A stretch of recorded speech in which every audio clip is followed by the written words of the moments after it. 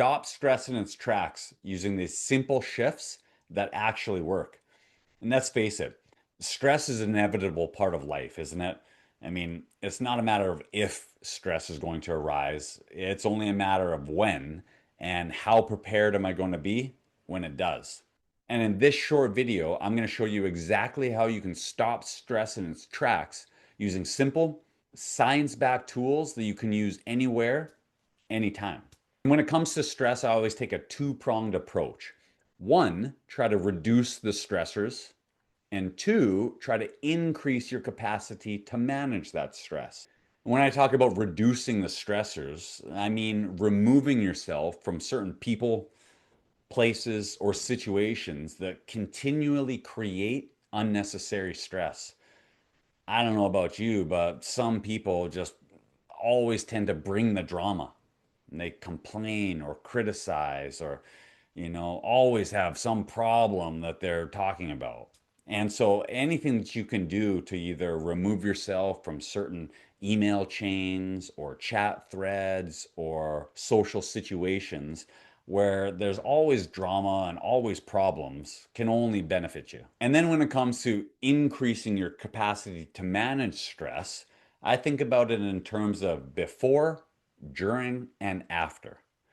And when we're talking about beforehand, the sleep is foundational. In fact, I came across some information recently that is not at all surprising, okay, but it is interesting. And that was one night of poor quality sleep makes you 60% more susceptible to intrusive thoughts of fear, self doubt, and worry.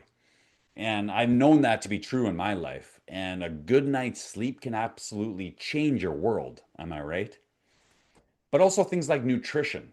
Learning to fuel your body and your brain can improve your energy level and make it much easier to manage stress in the moment. Things like exercise, too. Exercise, helps you to increase your baseline capacity to manage stress and works as a natural antidepressant. But if you catch yourself in a stressful situation, there's a number of things that you can do in the moment to help to manage that stress. First and foremost, the one that comes to mind is even giving yourself the time and space to respond rather than react. And I think of Viktor Frankl, who's the author of a book called Man's Search for Meaning, who said that between stimulus and response, there's a gap. And it's in that gap that we have the power to choose how we respond. And that choice lies our freedom. And I don't know about you, but oftentimes when I react instinctively, I often say or do things that I later regret and end up kind of pouring fire or pouring gas on the fire and have to come back later to apologize. Instead, in those moments, if I have the wherewithal to pause, take a couple of deep breaths, collect my thoughts, and respond appropriately, things typically go much better. Okay. But there's also a whole series of mental reframes, and I won't get into all of them right now, but I mean, mental reframes is a skill in and of itself. In fact, I would argue that it's the next best thing to a superpower. And like any skill, the more you practice it, the better you get at it. But if you can pause long enough to ask yourself some positive and empowering questions and develop that as a habit, things like, well, what's good about this situation? Or where does the opportunity lie here? Or what is this situation trying to teach me? Can be incredibly empowering questions to ask yourself to help give you some perspective. Well, speaking of perspective, one of my mentors shared a little mental reframe with me a number of years ago, and it always stuck with me. And he shared that, if all of the people around the world were to take all of their problems and throw them in a pile, chances are you'd go looking through that pile to find your problems pretty darn quick. And it's true. When you look around at the different kind of problems that people are experiencing around the world, like it kind of puts my problems into perspective, And I'll tell you, that perspective can be a heck of a drug sometimes. Am I right? It's like Wayne Dyer said that when you change the way you look at things, the things you look at change. And sometimes just reminding myself that, well, okay, maybe things aren't as bad as they feel can be a game changer. Okay. And then afterwards, there are certain specific steps that a person can do to rid themselves of that negative energy after they've gone through a stressful situation that allows them to process the emotion and discard the stress, worry, or anxiety. And if you think about it, our thoughts and our emotions are a form of energy. And that's important to remember because all energy has to flow. And energy that isn't expressed, okay, in positive and productive ways, oftentimes becomes suppressed. And that suppressed energy over time can lead to things like addiction, depression, or even dis-ease. And there's a body of thought out there that believes that, oftentimes the physical disease that we experience in our body is the physical manifestation of either mental or emotional blockages. And what's required is that we find positive and empowering ways to process that emotion and express that energy to get it out of our system. So after going through a stressful situation, I kind of go through a checklist and ask myself the 6 outs to help me process that energy and get it out of my system. And in no particular order, the 6 outs are talk it out, walk it out, work it out, breathe it out, write it out, and cry it out. Talk it out. I mean, it could be as simple as having a real raw and honest conversation with a good friend or a trusted confidant, somebody that you can just vent to and kind of get it off your chest or out of your system. And talking like that can be incredibly therapeutic, right? Walking it out can be another one.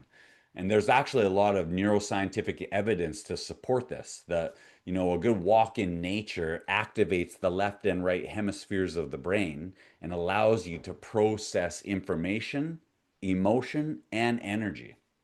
Plus, a walk outside and in nature never hurt anybody either, right? Workouts is another big one for me personally. And I find that it's such a positive outlet for me to help me manage stress, anxiety, and depression. In fact, research suggests that workouts can be even more effective than antidepressants. Another big one is breathing it out. I don't know about you, but I made the mistake in the past of thinking that breath work was kind of fluffy. But the truth is, there's actually a lot of powerful research that suggests that breath work is not even just physiological, okay? It's psychological too. And it changes the chemistry of our brain and our body. And there's a number of different breathing exercises, things like the physiological sigh that Andrew Huberman talks about, or box breathing is another big one that people in real life and death stressful situations like the Navy SEALs practice on a regular basis. And the whole idea is that if you can control your breath, you can control your mind. And box breathing is simple as a 4 count breath in, hold for four, a count breath out, hold for four, and repeating as long as you like. Okay. But it's actually incredibly powerful and more so than I'd like to give it credit for a long time. Writing is another big one. Writing is a form of energy too, and it causes you to process your thoughts and externalize some of those emotions. And once you get it out and on paper, if you've ever done it, it can be incredibly powerful. It sounds kind of silly and corny, but in the past, I've even taken it one step further and either burned that piece of paper as a symbolic gesture of letting go and releasing that energy, or just stashed it away and filed it in a filing cabinet. But journaling has been proven scientifically to be very beneficial and, again, therapeutic. And then lastly, crying it out. And if you've ever had a good cry afterwards, you know how good that feels. And unfortunately, I think that there's a lot of social and cultural conditioning, especially when it comes to men, that boys don't cry.